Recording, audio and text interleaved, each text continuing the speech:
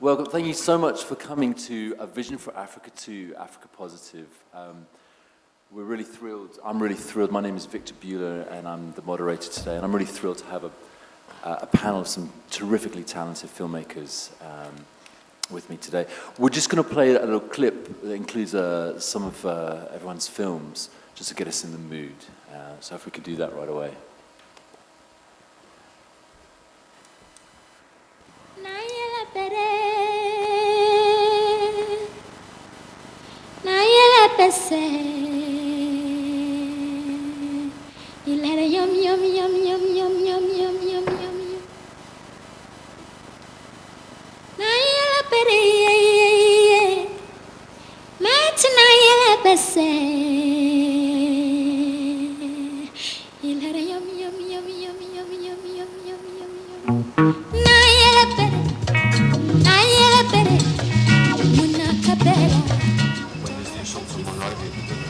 The battle going to begin today. I'm going to pass the order now.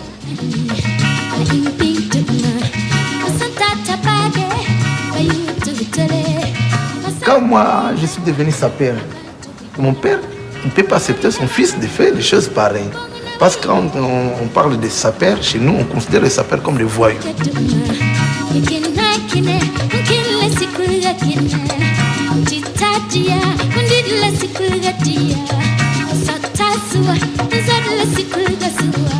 I saw snow.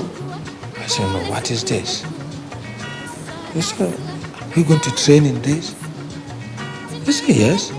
What's happened? What's wrong? I said, oh, this. Are you fools?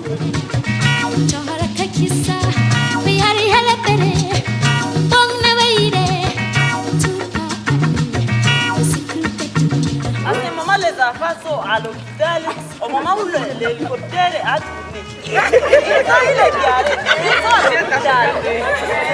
Alors, qu'est-ce que la Monique fait à Albert?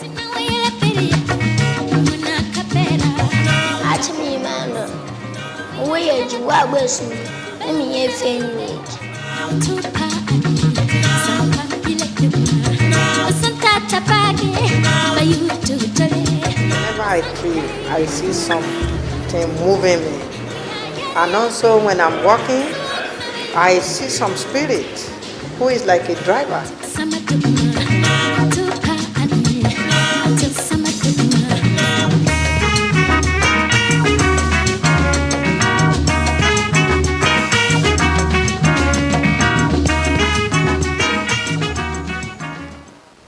Great. Well, thanks again for coming.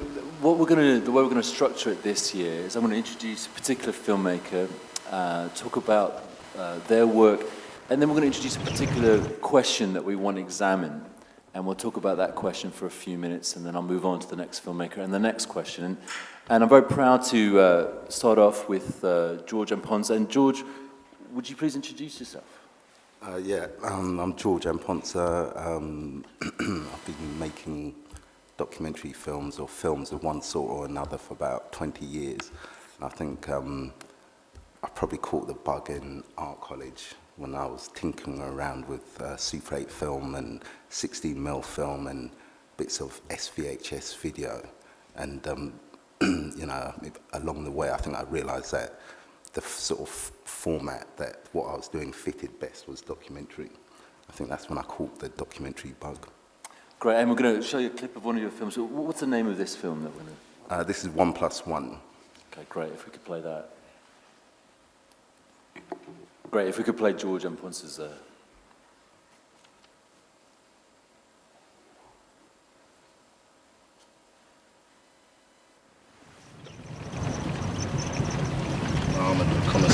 Don't do street. Don't do what's our first one. Don't do Some things were meant to be there. Fate dictates that sometimes do follow parallel paths to others. There can be no other explanation for the bizarre coincidence of us both joining the army, leaving at roughly the same sort of rank. Exactly, you see, it's just a fate. It must be.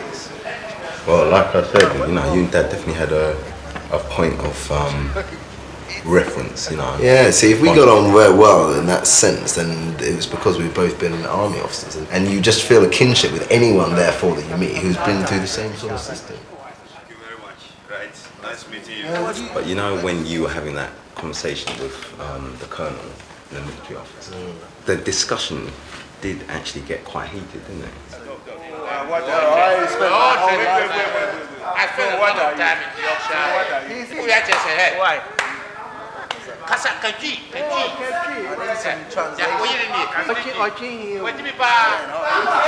You know, served in the British Army, didn't you? I'll tell you what.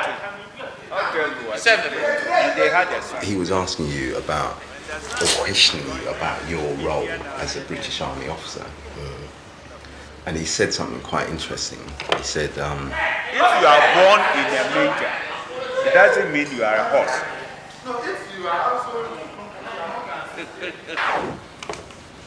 and that pissed you off? Yes, because I think he has a rather different version of identity than I do. No, that's very true, Colonel, but if you're born in a country and then you are brought up there, you clearly are of that. Of course you are, Colonel. You can't say to any British black person in English, you're not English, because they would find that insulting. Wait. Clearly. I don't have a problem with his sense of identity. Do you know what I mean? Mm. That's the way of it.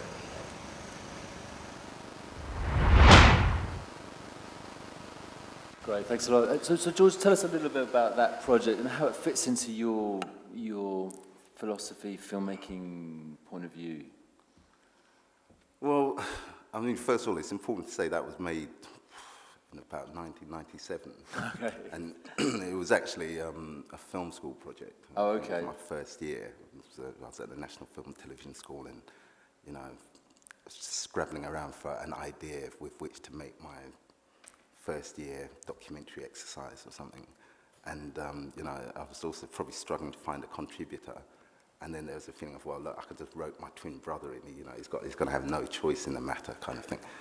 But, you know, and there was a sort of vague thought as well that, you know, to do something personal around the subject of identity and to sort of investigate sort of questions I've had, you know, for probably most of my adult life about, you know, where I fit in and am I British or Ghanaian and what's the equation between the two things. And, you know, I think I found, you know, it turned out to be a really valuable experience, actually. You know, not least of all because it gave me and my brother an opportunity to sort of talk about things which probably we hadn't really talked about before that and probably haven't talked about since. I think the camera being in between us was quite a good way of getting to the nub of some of those issues which, you know, usually I think that probably that old stiff upper lip sort of means we don't really bother to talk about it. But, you know, I think looking at that now, I think that, you know, the question is, where, you know, are you African, are you British, or what, you know? And when, I think there's something, for me, something I find rewarding about that film is, I've never felt more English, if you like, as when I've been in Ghana. So it's a sort of, you know, a kind of just a painful irony. But, you know, I think my Africa, in some sense, is quite a personal one.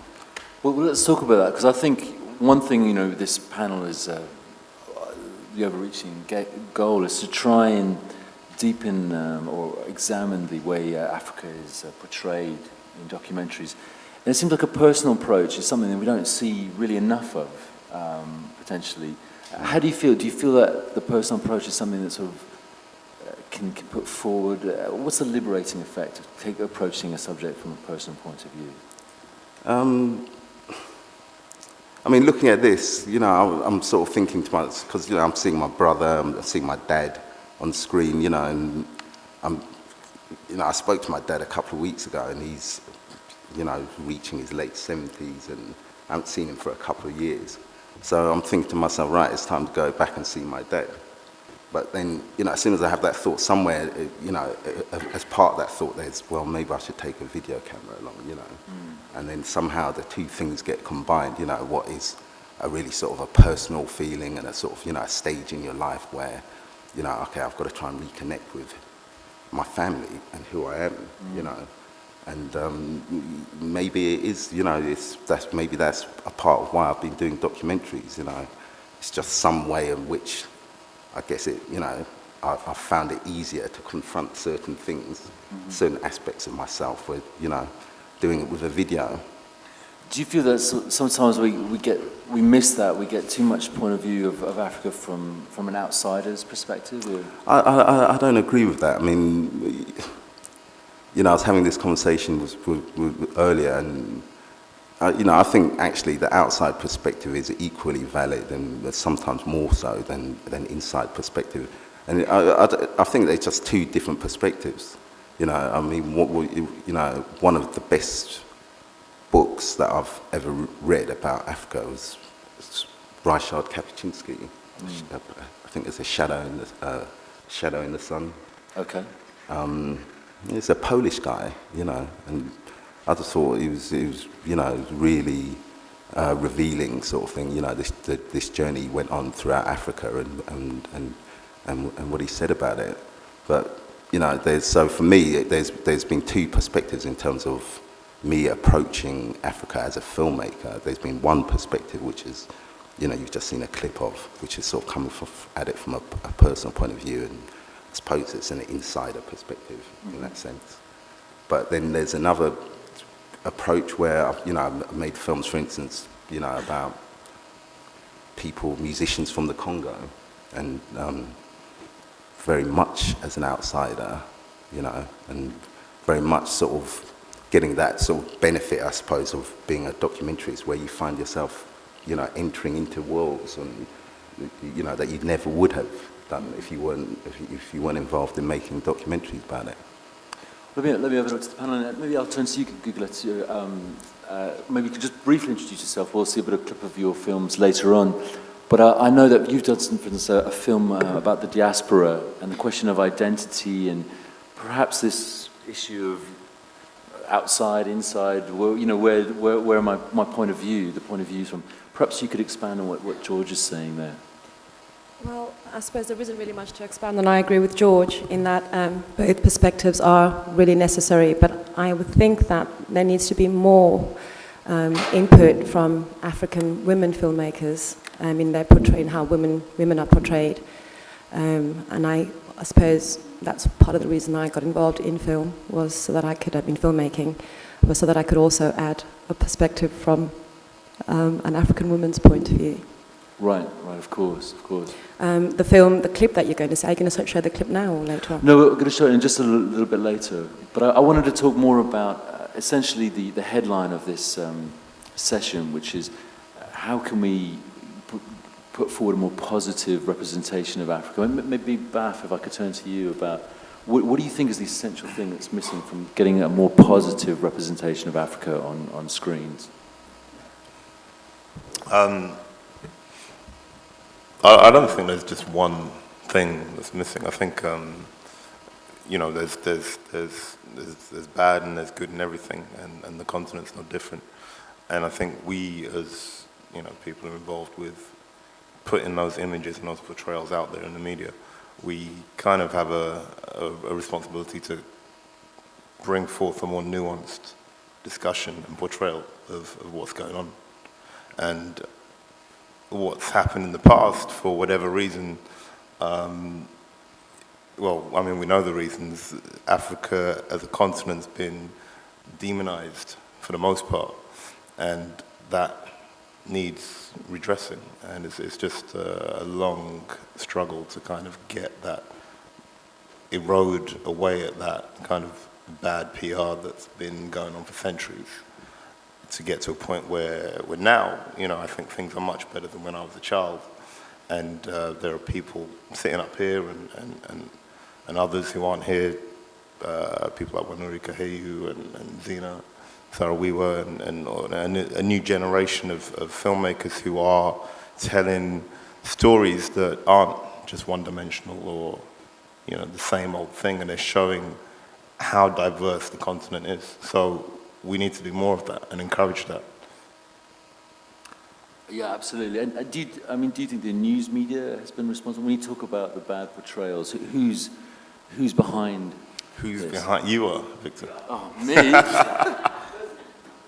No, I mean, you know, in order to colonize and take advantage of the human capital and the various other resources on the continent, the line had to be doled out across, you know, Europe and the New World centuries ago, that this was a place that needed that intervention, you know, by portraying the continent as a dark place, bereft of all kind of merit, humanity. So that's where it started. If you're talking about modern day, I think most people are going to get their kind of Africa fix in news sound bites and Bono and Geldof and, you know, famine and war and Gaddafi and all that kind of thing. So the news media is a massive part of the consciousness of the continent and how it's perceived internally and externally. So yeah, there's a big responsibility there on their part, but then, you know, they got to sell papers and get eyeballs, you know. Is there anyone who from the floor who'd like to comment on this?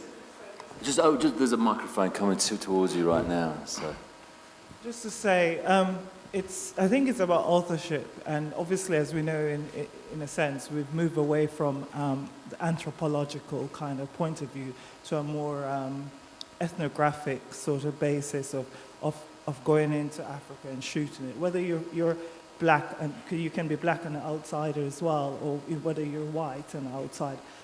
I think people need to adopt a sort of a different methodology, and certainly just wear different lenses in approaching.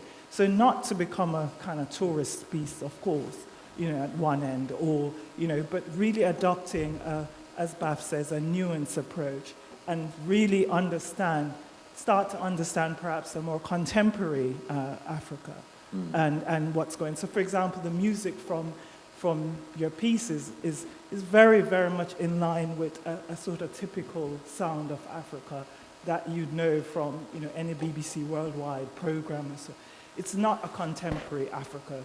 And essentially, I think the basis of, so for example, George's last film, The Fighting Spirit, really shows what young Africans are making. Some of it is Americanized, some of it, you know, but whatever it is, it's a true portrayal of what's going on. It's not a kind of romanticized, old school portrayal, you know?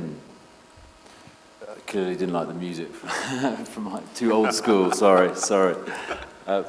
But can I speak to that? yeah, actually, James, I'd like to turn to you about methodology. I thought it was a very interesting point about methodology. I think coming from a journalist point of view, from a news gathering point of view, this may be an extremely obvious point, but I think it really needs to be made sort of clearly and early in this discussion.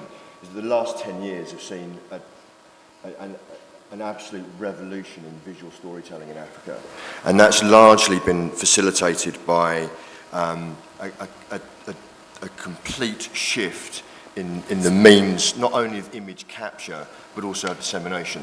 And I think it's really important to consider the impact of that on Africa.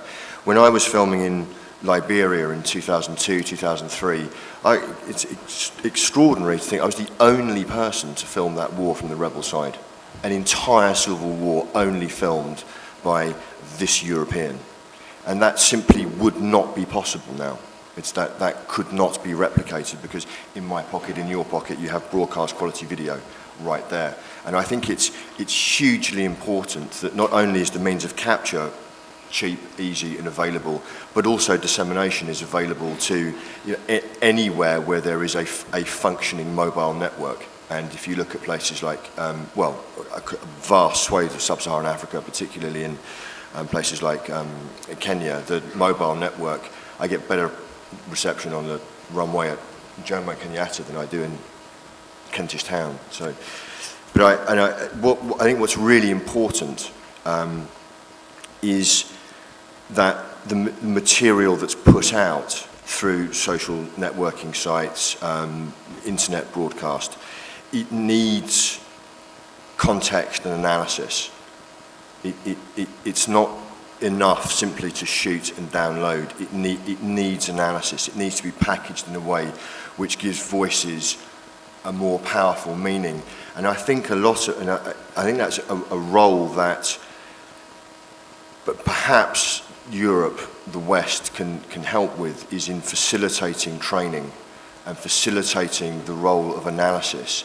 And I think it goes really to the core of the West's interaction with Africa, is how the news media is assisted and developed and supported. Because it's, on the one hand, bodies like DFID, who spend quite a considerable amount on assisting training programs for people who want to report in the developing world. On the other hand, the regimes and governments which are actively suppressing the development of the free press are also supported by Western governments. And we have this very curious position where on the one hand the West is actually meaningfully trying to develop analysis and the broadcast media, and on the other hand is directly restricting it and interfering with it at a governmental level. And what's needed is a holistic approach to, in my opinion, to news gathering in Africa. It's not possible to split one off from the other. Well, let's build on that point, but before we do, let's show a clip of some of your work, if we could.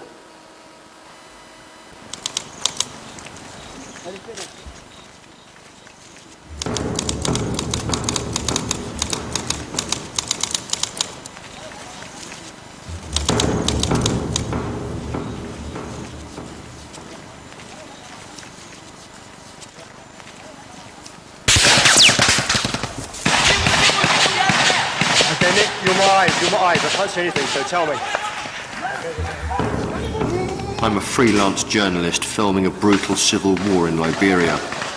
In front of me is my bodyguard, Nick Dutoy. Stay on the side.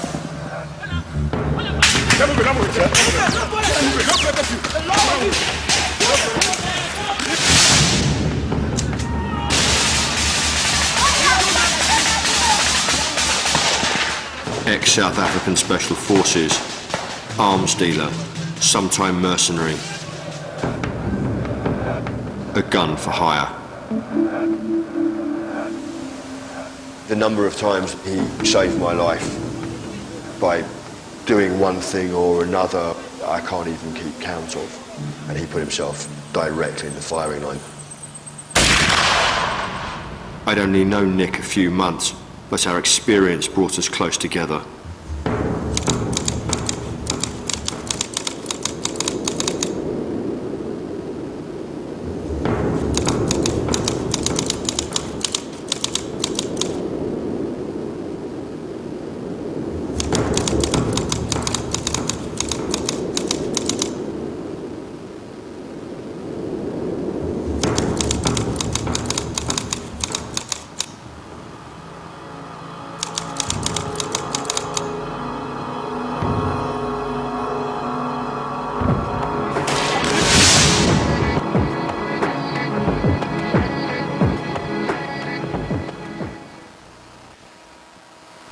Thanks a lot. So, James, just give us a little context on what we've just seen just now.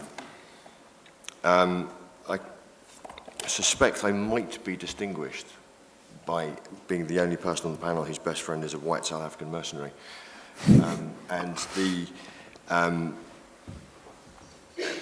In a very brief nutshell, when I went to film the civil war in Liberia in 2002, I took Nick Dutoy, who I didn't know at all at that time, in with me as a bodyguard in a deal that was structured with the Liberian rebels who were fighting against the government of President Charles Taylor, who were being assisted by US intelligence. And it was my first filmmaking trip as a documentarian. That was until then I'd been a stills photographer. I had worked very briefly as a news producer. I didn't really know what a news producer did, and I'm still not quite entirely certain. And I went in as a producer and took in a crew with me, a cameraman and a sound man and Nick. And we were supposed to be there for 3 weeks on my first filmmaking foray. And after 3 weeks, we had filmed precisely nothing and were stuck in a small hut in the middle of the jungle, at which point the contracts ran out for everyone, and my cameraman and my sound man left. And as the cameraman left, he gave me a small mini DV camera, a box of 20 tapes, a couple of batteries and a charger, and said, there you go, good luck. And then he got to the edge of the jungle clearing, being escorted out by the rebels, and turned around and said, oh, you might find this handy, and gave me the instruction manual for the camera. So Nick and I, Nick stayed, and instead of staying for 3 weeks, we ended up staying for 3 months. And the film that came out of that, first of all, A Journey Without Maps, and then An Uncivil War, became the only filmed material from behind rebel lines during the whole of that conflict. And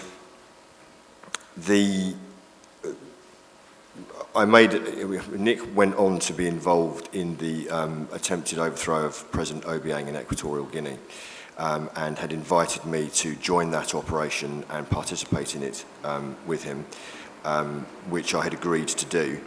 The plot was rumbled, Nick was arrested with everyone else, and I escaped because I didn't get on the plane at the last moment. And I made a film about it, and I know I appreciate this is difficult for a filmmaking panel. I found it just impossible to say what I needed to say and explain what needed to be explained in a film. And all the time that Nick was in jail, it was impossible for me to tell the truth, because every act I did, every statement I made, literally endangered his life. So when eventually he was released, I had begun the process of writing a book about it, and spent about 450 pages trying to unravel the relationship between a white middle-class British news reporter and a white South African mercenary. And I'm not entirely sure how successful that was over 450 pages, but anyway, to me, I needed to work in another medium. I just couldn't do it in film. And I suppose the upshot of it was really, apart from the fact it's a meditation on friendship, I think it's a meditation on what it is to be an outsider and what it means to belong. Can I just ask, did you know that there was a coup? You knew that the coup plot was happening, and you knew that they were going to go and try and overthrow an African government? Did you know all that? Yeah. And you didn't think it was a bit unfair that you ought to just keep quiet about this? You didn't think about telling anyone and warning the government or warning anybody else? You were just going to make your film regardless? It's a very, very difficult position to be in as a human being, never mind as a journalist. And my feeling was at the time that the exact details of the operation were made clear to me over a very long period of time, and the specifics of it were not made evident immediately. It was a sort of trickle feed of me being told things, of me finding out things, of me investigating things. And it seemed to me that if this operation went ahead, it would fundamentally affect the lives of tens of thousands of people, and that it would be very useful for there to be an extremely accurate inside understanding of what had happened, who'd been involved, who'd financed it, who'd backed it. The interesting thing about trying to overthrow foreign governments is that there is actually nobody to go and tell. You can't walk down the road and stop a policeman and say, oh, and by the way. The fact of the matter is that anyone who might have been told, the Americans, the Spanish, the British, all already knew and were in some way or another supporting it. So actually finding someone to tell to arrest the operation, even if I'd known kind of clinching details that would have allowed that to happen was in fact impossible because it was already being quite enthusiastically endorsed by everyone else. And one thing I want to... And there is also, I should mention it's worth mentioning that the government of Teodoro Obiang is one of the most reprehensible political structures on earth. And there is a side argument which is rolled on and, in many different areas of, how do you remove odious governments from the face of the earth? Well, I'd like to pick up on your point about mentoring the journalists, the new generation of journalists, how technology can help build a new generation of locally based African journalists. And you mentioned DFID, and I think that's probably a good time to turn to Akim Mogaji. Akim, why don't you introduce yourself? Hello, yes, I'm Akim Mogaji. I'm the director for Worldview, which is a project within the Commonwealth Broadcasting Association. And Worldview provides seed funding to media makers to bring issues of development, international development, to UK audiences. It's been going for 10 years. I joined in January, so I can claim none of its successes as being my own. Well, James was talking about the sort of the two-sided. There's the news reporting side, and in a sense, also news media has a role of mentorship potentially. Do you feel that that's true? Just building on that point. Yes, I do. Yes, I do. I think this is what is difficult to separate news and current affairs from creative program making, if you like.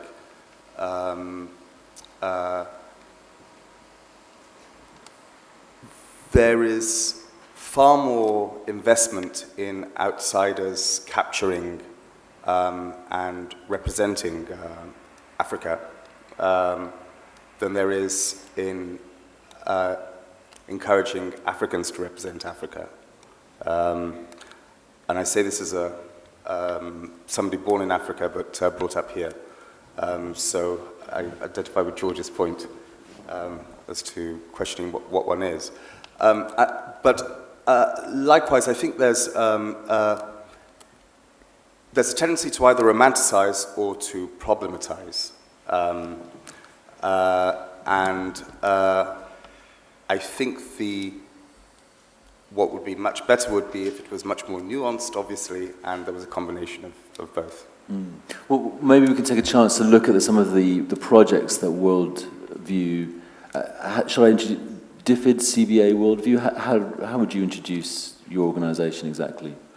Okay, so we've been going for 10 years. We've invested in about over 300 projects, about 250 filmmakers, and we have so far mainly invested in northern filmmakers representing the rest of the world. I'm hoping that we're going to develop into a much more 360-degree approach, if you like, and investing in southern filmmakers capturing and representing the South. Okay, great. Well, let's see some of the projects that you've supported. If we could play Akim Mogaji's The Worldview clips, please.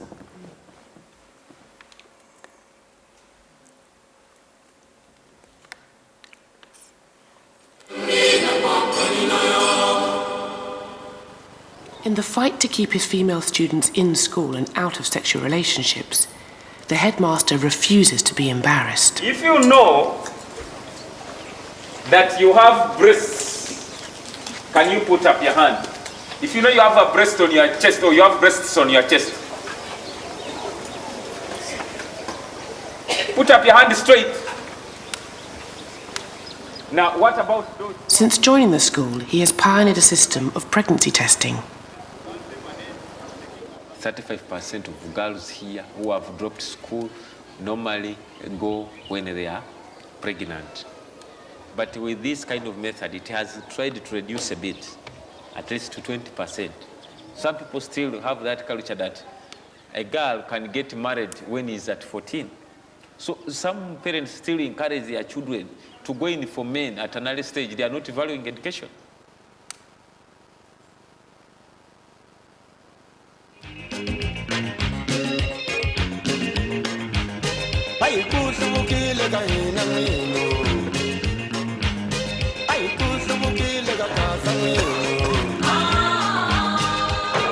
This is my place. This is the place that should be make me a millionaire.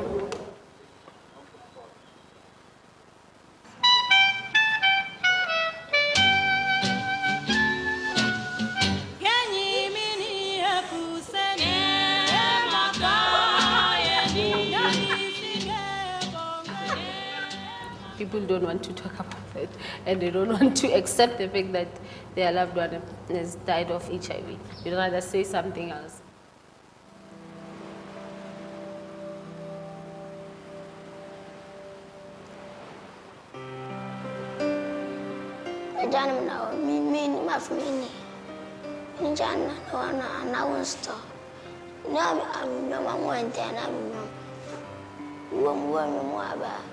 Nan fan base we fi mafna we fa ne pamana muni che mini muses kan we fi mana mi ye mini muses kan ne mi kemini we fi mana de mini ma muses ka fa endo tan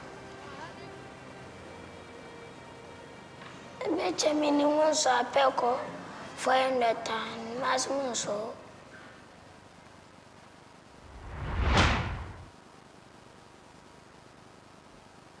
So Akeem, thank you. How can a filmmaker approach CBA worldview? What kind of projects are you looking for? If someone, say, in this room has a project with a African theme, what kind of criteria are you searching for? I have to be honest and say, not what you've just seen. Oh, okay. I'm not responsible for that. But those are from those are recent films from your organisation? They are. Okay. They are. But organisations change. Okay, so tell us how it's changed. Well, I'm hoping that we can encourage filmmakers, yes, to be honest, and yes, to be nuanced, and not come up with the, what I call kind of, play the violin filmmaking, really, representation of Africa and other problem parts of the world, At the same time, I just think every story is much more nuanced than tends to be encouraged when you get space on UK television.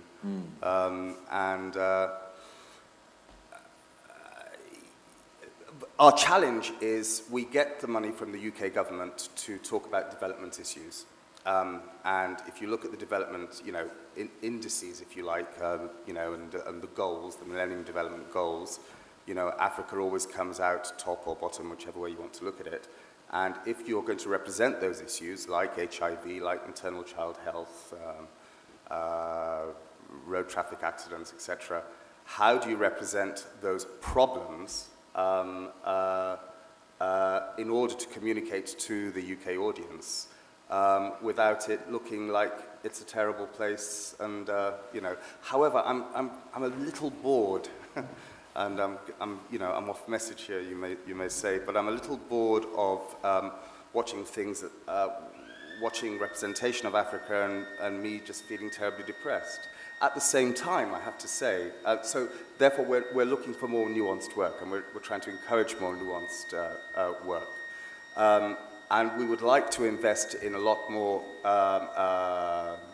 other voices, and that is British other voices to look at the rest of the world, Africa obviously, and also Southern filmmakers. There are a lot of talented African filmmakers who are well able to represent Africa. But they must be encouraged likewise not to romanticize and be equally two-dimensional, and I would argue escapist. there's a tendency for any of us, but I particularly, as I say, as an African, to not want to air our, not want to have our dirty washing in public. So therefore, we want to say, yeah, everything is cool, everything is wonderful. Of course it's not. But nor is it utterly terrible with that woman's voice, and now they're going to school, and it's, yeah. Maybe we could open up to the floor. I'm sure there's some very strong, nuanced filmmaking voices in the audience. I don't know if anyone has any opinions or what. Yeah, please.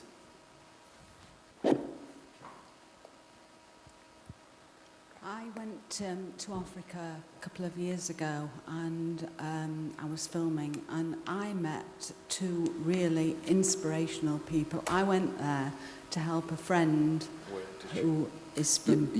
Perhaps you could say where you went specifically. I'm Sandra Thomas, a local filmmaker from Sheffield here.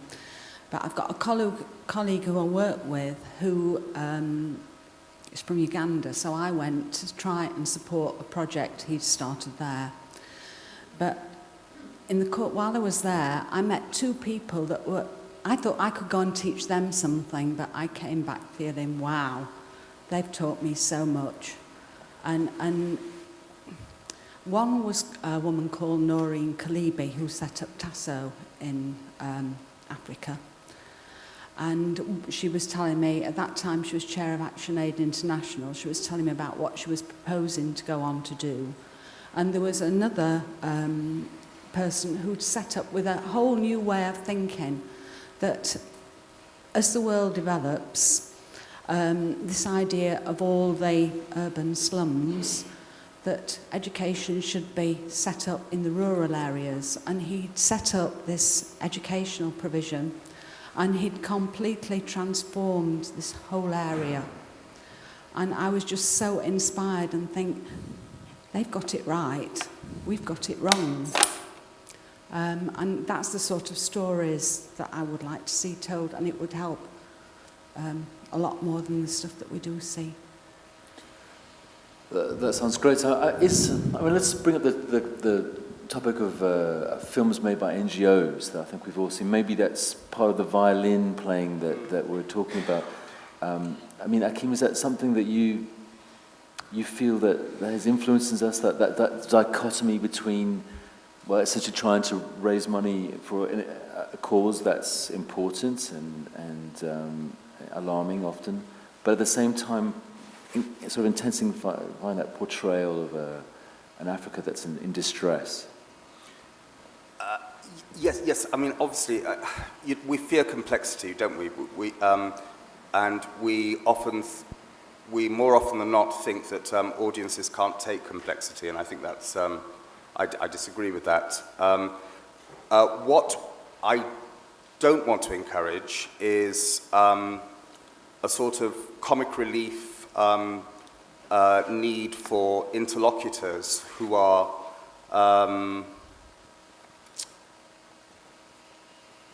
I don't need those interlocutors.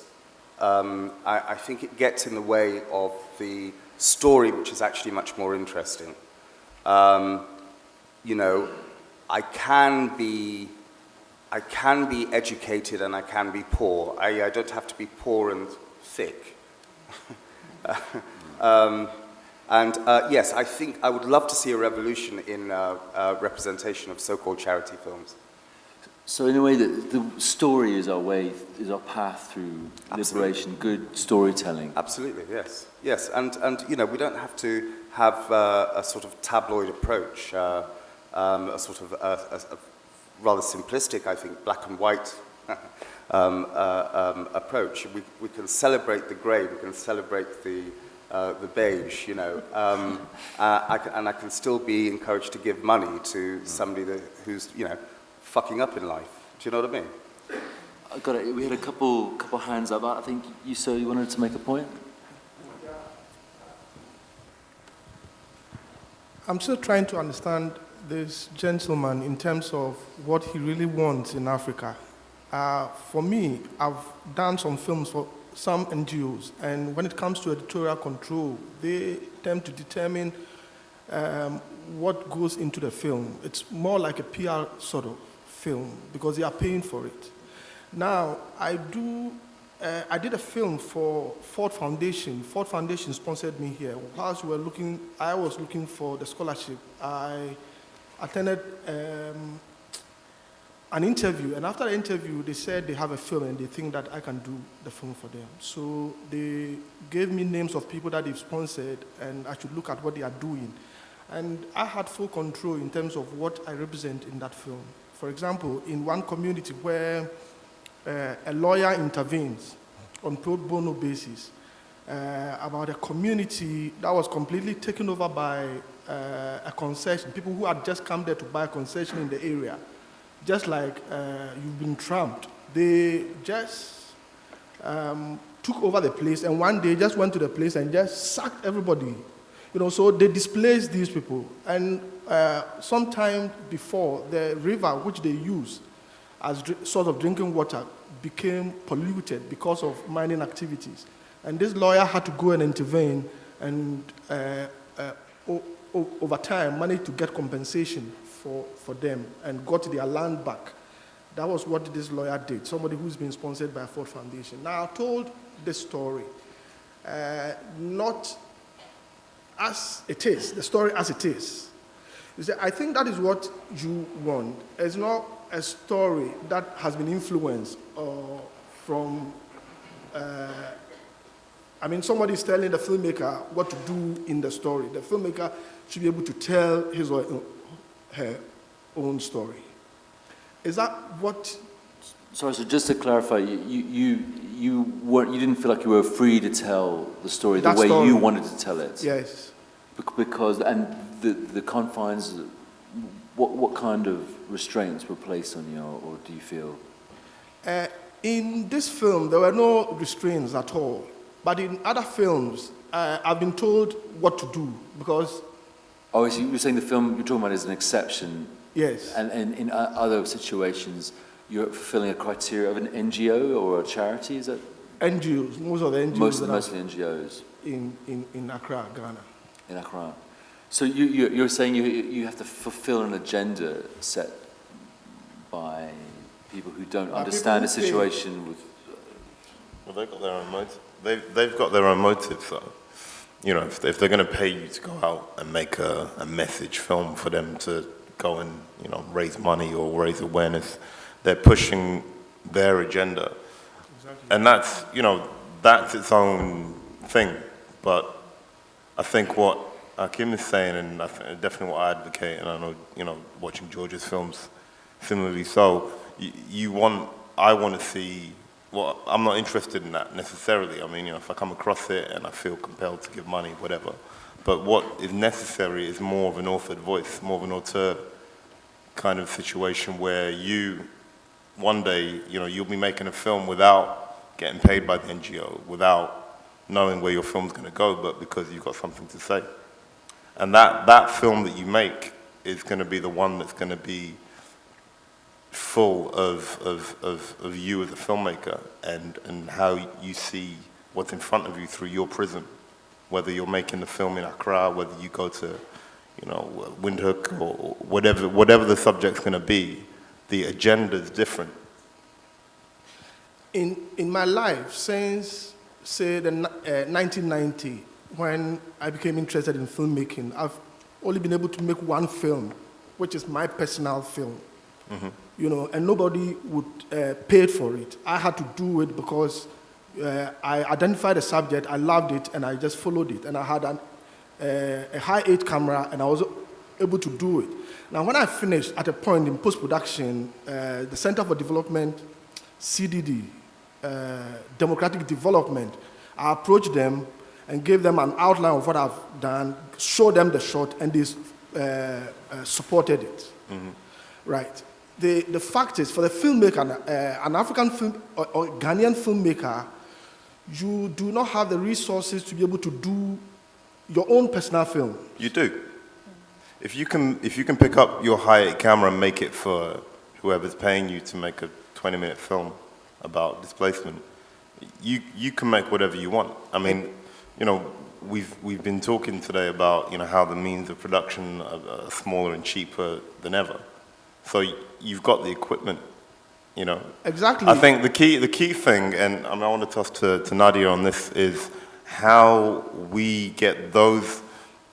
The easiest messages to see about the continent are those that are perpetuated by the mainstream kind of distribution channels, via news, print, whatever, NGO films. They're going to pay their money and get a product, and they're going to set the brief. To get the authored voices out there, that's something completely different.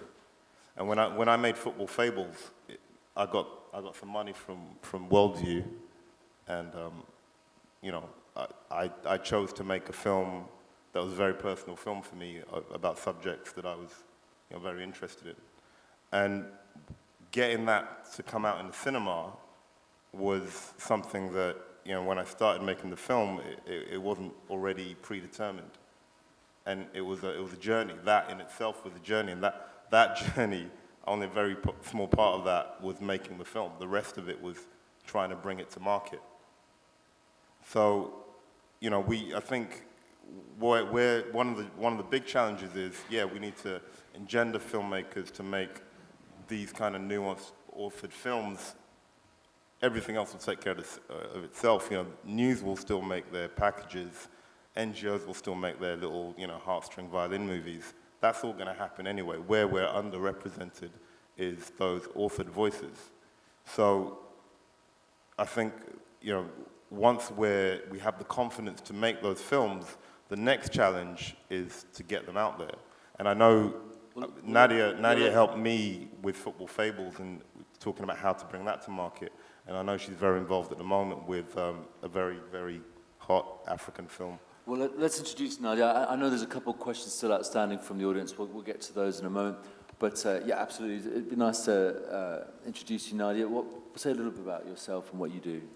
So I've been working in film exhibition for about 7 years, and I started out as a hobby running the BFM Film Club, which was at the ICA, for about 7 years. I then went on to directing the last 2 BFM film festivals. I recently participated... Is everyone familiar with the B... Sorry, excuse me. BFM is Black Filmmaker. Certainly at its height, BFM was the largest platform for Black World cinema in the UK. So we showcased what is termed as black content films by directors of different backgrounds, different types of genres, different lengths, etc. And certainly it was quite an important platform because many of the films that we screened didn't have any other airing. Maybe this would be a good time to just show a little bit of the BFM in action. Can we show the clip from Nadia Denton, please?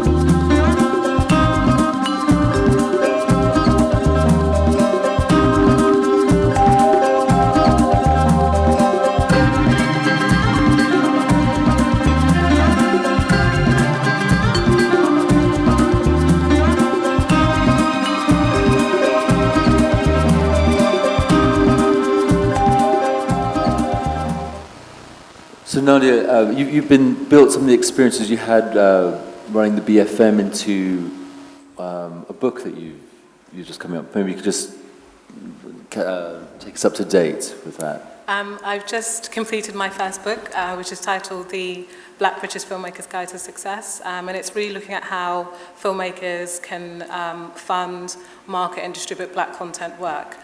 What I've certainly found in my time of programming this kind of content is that it tends to fare very differently from the sort of more mainstream Western content, and often filmmakers are unprepared for the challenges they might face in terms of perceptions about what the content is and where it's best placed. I find particularly, as Akim had mentioned, this discrepancy between filmmakers from the North and the South. So certainly filmmakers that I've worked with from the South or based in Africa feel that it's much more challenging to get their films and content about Africa to get sort of more mainstream positioning. So in the book, I kind of draw from some of the success stories of filmmakers that I've worked with who have found methods and ways to self-distribute their work or to work with distribution agencies in a way that's been quite lucrative and has sort of set a bit of a trend. So what's the recipe, or what are some of the things that have been successful in terms of getting nuanced African-themed stories out into the world effectively? I think essentially the filmmakers who have been more successful have been very clear about their audience. The content of the film tends to be strong, very sort of campaign, or it has a very strong subject matter that has a very ready audience. And that in terms of the sell of the film, i.e. the title, or the way that it's packaged, the way it's described, those audiences know what that film is. Can you give us an example of that potentially? So for instance, we have a filmmaker like Ishmael Blagrove Jr. from Rice and Peas Films. He's made a number of campaigning films. Sierra Leone, he recently made a film in Australia about the Aborigines. He's made some documentaries in Cuba. But his films tend to be very, very positioned, very sort of straight down the line in terms of the content that you're going to get. And he's been able to build an audience because they know what to expect of his work. I think the extent to which the filmmakers are able to engage with pre-existing structures, so being able to use the festival circuit to get their work out there, being able to latch upon whether it's news items or organisations that are working around a particular issue. And also, interestingly, being able to use it for educational purposes. So if they've been able to work in alliance with colleges, schools or universities, that's also something that's helped as well. Do you feel the demand for African-themed films is changing? I mean, are people looking for, with the internet, with the technology that's coming in, are people able to seek out the kind of films that we're talking about, the kind of autorial films that we're all wanting to see about Africa? I think largely it's still challenging, and the whole question of how people can access the films, how they know about them. I mean, the key thing I tend to get asked is, are there many black films? Are there many films coming from African-based filmmakers aside from Nollywood?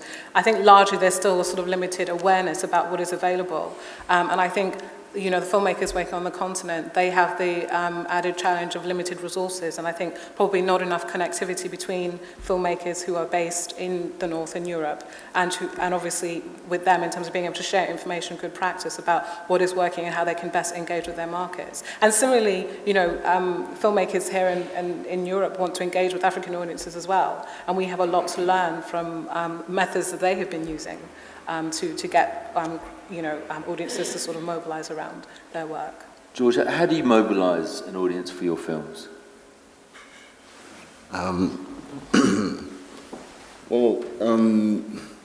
The last film that I made, which, I had the sort of burning question of, okay, how to get an audience to this film was The Fighting Spirit, which was about, this Ghanaian boxing village. And what I found was, I think I'd put probably all my resources onto the screen and onto making a film, and at the end of it, you kind of, suddenly realise, well, how to get this to an audience, and one way of doing it is obviously throwing money at it, but money is what's sort of kind of the elephant in the living room, I think, with a lot of these discussions, isn't it? Because there's it's how much money is available for, say, African filmmakers or black filmmakers to tell their own stories, and I think that's a constant issue. But, you know, being that the technology is cheap now and you can get hold of cameras, you can make the films, but then once you made the films, how do you get them out there? I think the internet is one thing that is worth mentioning. But even with the internet, obviously, you know, there's so much out there, so much on the internet, then it's, you know, you're still competing with everything else that's on YouTube, et cetera, But no, is the internet, in your book, Black British Filmmakers, Guide to Success, is the internet a part of, how do you handle the internet? Is that a resource? I do talk about it with regards to filmmakers working to raise their profile and having information readily available, but certainly what I've found in my experience in exhibition is most of the audiences tend to find it by word of mouth. And particularly, I think, because of the culture in Africa, and it's, you know, in a way, in some regards, a bit more personal, much more about people wanting to sort of see and know the persons behind it. I've encouraged filmmakers to take more kind of community-led marketing approaches. So, for instance, I've been working recently with Metrodome on the release of the Congolese film Viva Riva, and I'm running a campaign with some street teams, and they're going out into communities, going to markets where there are high-density African populations and handing out information, alongside the more mainstream techniques that Metrodome would use. And certainly, what I am quite interested in is a way in which we can kind of get the public involved and to feel like it's their film. Not just a case of them being an audience buying a ticket, but actually feeling that they have a vested interest in supporting this film in terms of people knowing about it as well as coming to see it. And then perhaps in the future even being able to finance it or to lend some other resources and support. Oh, great. Well, I'd like to just introduce our other filmmakers, then we'll open the questions to the floor. But I wanted to turn to you, Guleta. Please, could you just introduce yourself and your work? Sure. Can I just quickly say, you know, about distribution and of course. About film, people seeing your films. In theory, what we were going to do with our film, Diaspora Calling, which is the clip that you're going to see, was we were going to involve the people who were in the film and actually have screenings in their communities and in their areas, and it really was a very good idea, which could really have been quite easy to just get all these people coming together and bring in their friends and families to come and watch them on the screen. But because one is an independent filmmaker and doesn't actually have time after the film is made, it's not that easy to actually follow that up. So if there could be some kind of assistance to actually help to make that happen. But in theory, it would have been quite easy for us to actually mobilize people to come and see the film that George shot and directed, which is Diaspora Calling.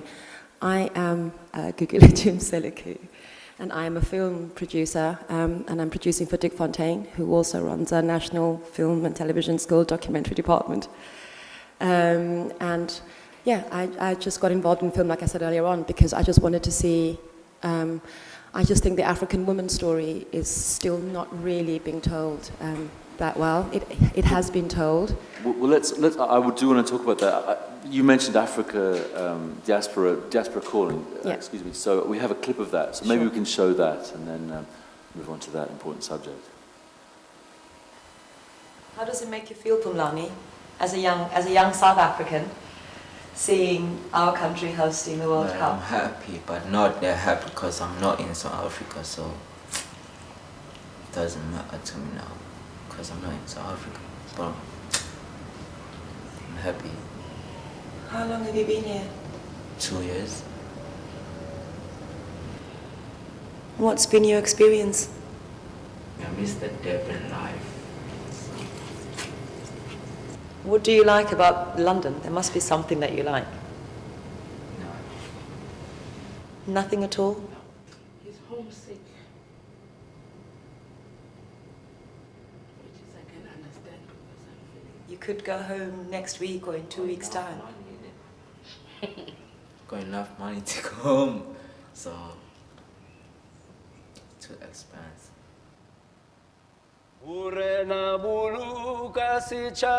Talking to Pumlani reminded me that apartheid conditioned us to believe we had to be separated from our families in order to survive. By assuming that coming here leads to a better life, do we as South Africans risk not only losing our family ties, but also our sense of identity? I'm going to meet someone who may have an answer. So it's great to have a female narration, African voice there.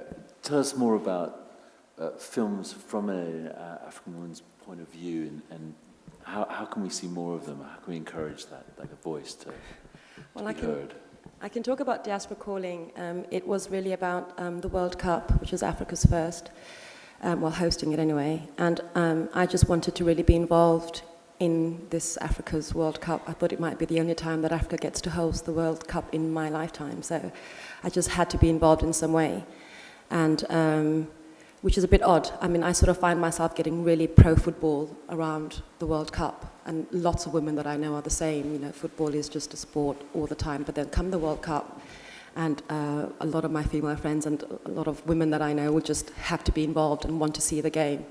So because obviously one is living in the UK and not living in Africa, what I thought to do was to go and just see how African communities around Europe, and it was really meant to be about women mostly and how women are supporting the World Cup. It ended up being a bit more generalized, and just how African people around Europe were supporting the African World Cup.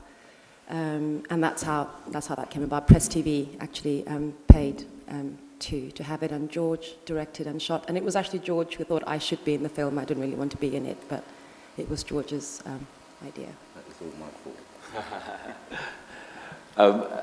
But obviously you rose to the occasion. What was behind that? Why do you, again, like, you know, the portrayal of African women on screen, is that something you feel? Take us through. Well, I do feel strongly about how African women are portrayed on screen. I've just been to see. You mean so, yeah? I've just been to see Mama Africa, and that was the first time that I came out of seeing a film that had a woman, that featured a woman, and actually felt completely satisfied. Wasn't upset. Wasn't biting my teeth. Didn't want to punch somebody in the face. The filmmakers were very thoughtful in how they portrayed this Miriam Makeba. It was very, very well made.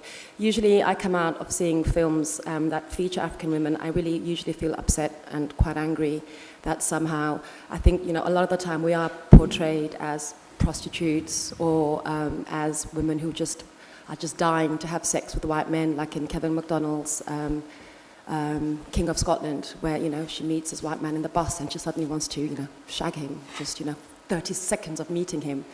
And also, I mean, in A Day in the Life, Kevin MacDonald, you know, beautiful film, I love the film, but then when he goes to Africa, he shows the African woman being subservient, and she's on her knees and sort of begging, you know, the African man for, I don't know, something, and the African man is ordering her about. And I think that there is this danger of seeing Africa from the out, and both perspectives, I agree with George, are really relevant. European and African and other perspectives are relevant. However, I think there is a danger that European people, when they think Africa and they think African women, they really sort of, there is this idea, this imagined idea about how African women actually are. So seeing films like, I think, Welcome to Lagos, that was on BBC, that was great. You know, I saw this powerful African woman living in a slum, yes, with all the problems that they have, but the filmmaker there managed to actually show these women as really strong and thinking women who are coping with life as we do. We don't always just think about sex, we do sometimes, but it isn't really all that sort of, you know, is in our minds all the time, and we aren't really always begging men for something. African women actually really are strong, and they are very independent, and we just do our thing in Africa, wherever we are. And I just think that there really ought to be more of that kind of thought and more of that portrayal in how women, African women especially, are portrayed. I'd love to see a female, an African heroine, or the angel sort of woman that, you know, you see European women being portrayed as, you know, angelic heroes, and we don't really have that. It's usually a very light-skinned woman, you know, like in Precious, the female heroine there is light-skinned with sort of, you know, European features, and people that look like me, women that look like me, usually are quite annoying to see on the screen for me.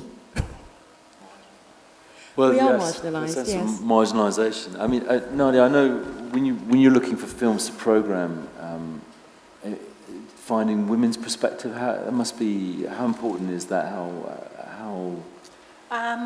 I have to be honest in saying I don't tend to think of it in such gender-specific way. I'm really looking for good stories. Of course. I'm generally, I suppose where I differ perhaps to like a festival like Sheffield was that I knew that I was programming for a primarily African and Caribbean audience, and as such there were certain types of stories they wanted to see. And certainly, you know, as we've been discussing about the sort of NGO, charity types of films, that would not be acceptable. So generally, you know, I would be looking for content that sort of rings true and was quite authentic. Obviously, in varying levels, there was female representation. What I have found quite strongly in terms of, you know, African filmmakers, female, is that there's a new crop of sort of African background, Black British filmmakers who are coming up, who are able to sort of mesh their influences from their heritage as well as their, you know, living in the UK. Can I just say, sorry, just one, Guguletti, what you said just made me think of one film that springs to mind about African heroines was Sisters-in-Law, and that's made by Kim, as we know. I mean, that was, you know, I mean, I wonder what you thought about that, you know, as a representation of African womanhood. And rough aunties too. Rough aunties as well. Kim, but Kim's, you know. Yeah. Kim's exceptional, we know that, but well, I think the point is, sorry, Guguletti, you should answer. Well, I mean, the point I was going to make is that, you know, Nadia, when you program and you look at what's out there, I mean, predominantly, like we've said already, you know, the most amount of content, factual content that comes out about the continent is news, right? Then you've got another level underneath that where you've got, you know, the voices that are being heard. You could talk about NGOs, but, you know, I don't really count that as you know, authored sort of pieces. Then you've got predominantly people from outside Africa coming to, you know, make films of one sort or another, I suppose similar to your film. And then you've got the next level underneath that is, you know, people like maybe like me and George, John Akomfra, you know, diasporic voices who go back. And then you've got, you know, people from back on the continent who are making films. Now, if you look at every level of that, how many of them are women? You know, it's already a minority. So that prism, that viewpoint that you're looking for, Guguletti, isn't as predominant. So you just haven't got that much abundance to pick from. That's why when you see something, you know, like Wanuri's Punzi, or even From a Whisper, her two most recent films, it stands out, you know, because you've got heroines, you've got, it's not, it shouldn't be revolutionary, these are just normal people being represented, but it stands out. So I think as we engender more people, more women, and more voices, and I think that's my main point here, is as we engender more nuanced kind of portrayals from all kinds of voices to make those films and get those films out, then you will find that these imbalances, whether they're, you know, the grievances you have, or, you know, any sort of, you know, things that we feel aren't quite currently being represented, you will see those evening out. But it's going to take a lot of time and a lot of people to be encouraged to, you know, not wait for someone to come and say, you should make this authored piece. You should make it anyway. I'd like to introduce Beth's work, but I think you should have perhaps a final word here, and maybe talk about how you feel more female voices could be encouraged, could be moved into this arena. Well, I suppose it's actually quite good that we have some female commissioning editors that we can go and talk to about sort of supporting our films. And as a producer, I suppose that is my job, is to go out and sort of get to know the commissioning eds and get them to, and just maybe get them to see things from our point of view. But there are organizations that deal with women in film, so it would really be about getting to know them as well, linking up with them. And then how do we encourage them? Go out into the community, I suppose, and target young people and get young women to think about film and to think about telling their stories using film. There are quite a few projects that are out there where filmmakers are working with young people, but I'm not sure if they specifically target young women. I think if there's more women in film, then our stories will be told. really. Well, that, I mean, one thing a ran the commissioning world. editor said to me that was quite interesting when, they said we haven't got enough women-centric films coming in. And I said, does that mean you haven't got enough women pitching films to you? And he said, no, it's just that we've got plenty of women pitch films, but they tend to pitch films which are about male subjects. Yeah, that's right, yeah. Can I ask a question? I'd be really interested from the panel, a question on funding. Yes. Just in terms of like the films that you said you were funded by Press TV, which is the Iranian broadcaster. How, in terms of funding for projects like this, where is funding predominantly coming from, firstly? And in terms of the audience for the material in Africa itself, where are you seeing that? And I wondered if there was a relationship between both, yes. the end user audience and the source of funding. Well, in terms of the audience in South Africa, I could talk about what Mama Africa is doing is they're going to have a mobile cinema, and they're going to just drive out to rural areas and drive out to the townships and show their film there. SABC, our national broadcaster, is kind of falling apart, so they can't really be relied upon to show the film, or even to fund films. They did have a little wing here in the UK where they encouraged their producer to go out and find stories about South Africans to show in South Africa. But they kind of fell apart at some point in their development. Well, let me turn Can I just add something as well? Oh, okay, go. In terms of the funding. The majority of the Africa-based filmmakers I work with tend to have projects that they have self-financed, or perhaps have friends or relatives and so on, or it will be a commission. So it'll be maybe for a television station. But an interesting development is the Silverbird chain of cinemas, which is now sort of quite rapidly opening up cinemaplexes, I believe in East Africa and West Africa. And certainly they're looking at developing much more of a kind of, or bringing back a cinema-going audience, which was previously there before a lot of those nations became independent. Well, Akeem, maybe you can talk a little about funding. You never quite answered the question of how any of the filmmakers in the room could approach your organisation for funding. What can Worldview offer a filmmaker with a nuanced project in development? So far we've been funding mainly documentaries, but we're now wanting people to approach us with other genre of film and media. So we're very much welcoming fiction ideas and mixed media as well. We give up to about £10,000 per project for documentaries to start the ball rolling, or sometimes for completion. And for dramas, we'll be giving about £20,000 per project, which I know is very little, but it's often gets the ball rolling, and it often attracts other money. Can I just come back on, and I think, fiction is a really important way of telling more nuanced stories, rather than this conflation of news stroke current affairs and documentary. I think, the Don is here, Dick Fontaine. Creative documentary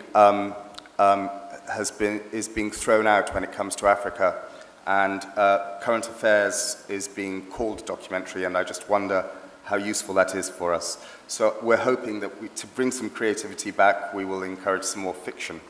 Well, of course, we're at a documentary film festival, so I'll pretend we didn't hear that, maybe. But sorry, just one last point on something that was said. Somebody mentioned Welcome to Lagos. Of course. Which was, a really interesting piece in which they tried to show wonderful, sympathetic characters, etc., etc. Frustrating for me as a Nigerian that there was very little context given as to why this slum existed, and what rampant corruption happens in my dear country. But interesting to note that the series caused a massive diplomatic incident. The British High Commissioner was called in to the President in Abuja, and official complaints were made because the Nigerians were angry that the slum was shown to the rest of the world. So if us Africans can't handle having our dirty washing in public, which is, I've seen many slums in Lagos, I'm born in Lagos, I know Lagos, that was Lagos, yes. But we can't handle that truth out there as Africans. How do we help that vision for Africa? That's a great point. Unfortunately, I'm running out of time, and I still need to turn to Baf. And I'd love to get a couple of questions from the floor as well. But Baf, picking up on what Akeem has just talked about, maybe you could talk about a vision for Africa and what you see as the essential sort of takeaway from. Dirty laundry doesn't bother me, so, and invariably it makes for more interesting viewing and understanding as well. Because, for every good, there's a bad side. The genre question is something I relate to a lot because, I've made one documentary and it was a great experience, and it's a genre I'm definitely looking to explore more of. But at the moment, I'm looking at drama ideas, and I've got 3 scripts based on the continent, which are in various stages of development. So, and that's the reason why Viva Riva excites me, and people like, I keep talking about Wanuri, because these are dramatic narrative fiction pieces that are coming out of the continent in a way that none of us have seen before, and that can only be a good thing, and it will expand our horizons and our understanding of all 50 plus states. The more this trend perpetuates. So, my vision for the continent is for us to get to a place where, we can see a kitchen sink drama set in, Ouagadougou, and we're past the point where we're thinking, wow, I've never seen this before. But I understand. I agree. Fiction film is very important, but in a sense, keeping the documentary theme. Surely, documentary has the nuance capability. I mean, sure, It does, but we're not in that place where I'd love to see what a James Marsh documentary set somewhere on the continent would look like, because that kind of treatment isn't being applied yet to stories from Africa. And it is very much the current affairs, kind of newsy, that's what gets to play. That's what commission editors can relate to. And I suppose that's what's been brought to their table. So, in a sense, you can't blame them because that's, there are there's a dearth of women's stories or portrayals because they haven't got anything to pick from. So until these imbalances are redressed, we won't see that coming through in terms of what we consume of the African portrayal. Well, we're running out of time. How can people see more about your work, Baf? Football Fables just came out on DVD. If you missed it in the cinema last year, shame on you. It's on footballfables.co.uk. And if anyone's going to Edinburgh, I've got my latest film to drama. Half-hour drama. It's going to be screening in a couple of weeks, premiering, and it'll be on Channel 4 later in the summer. And I apologize, I know we have some very important questions that I'd love to hear, but we're basically running out of time. One thing about this panel, we try to cover a range of topics, because essentially it's our forum to talk about a number of things, and we did never quite be able to fit everything in. But who would like to, I think, Gugurtu, perhaps you could give us the last word. What do you feel, what should we close on here? We've talked about tourism, nuance, different perspectives, distribution. What do you think is the core from, what should people take away from? Hopefully you're all filmmakers. Please, when you're making your films, don't let African women be dumb. We do have voices, we can speak. Don't do what Mugabe and the White African film did, where they had African women who didn't actually say a word. and the film was actually shot in Africa. So just, I don't know, think positively about Africa. Yes, show the slums that there are, but do think positively. Watch Mama Africa and see how they've done it, because they've just really managed to do a really, really good job. Nadia's going to get the last word. Yes, which is, in preparation for this talk, I spoke to a number of Africa-based filmmakers, and one of the common things they said was really about African responsibility. You know, it's all good and well, the images coming from the north, but what is the south doing about it? You know, the fact is, all right, they might be limited, but there are resources there. There are people who have money. You know, there are opportunities. So we also have to look at ourselves too. Well, I want to thank all of our session panelists, and I want to thank you in the audience for coming. I hope that some of you had questions, could approach our session panelists and ask them in person if you had a question for them. And I really thank you for being a part of this, and have a great rest of the festival.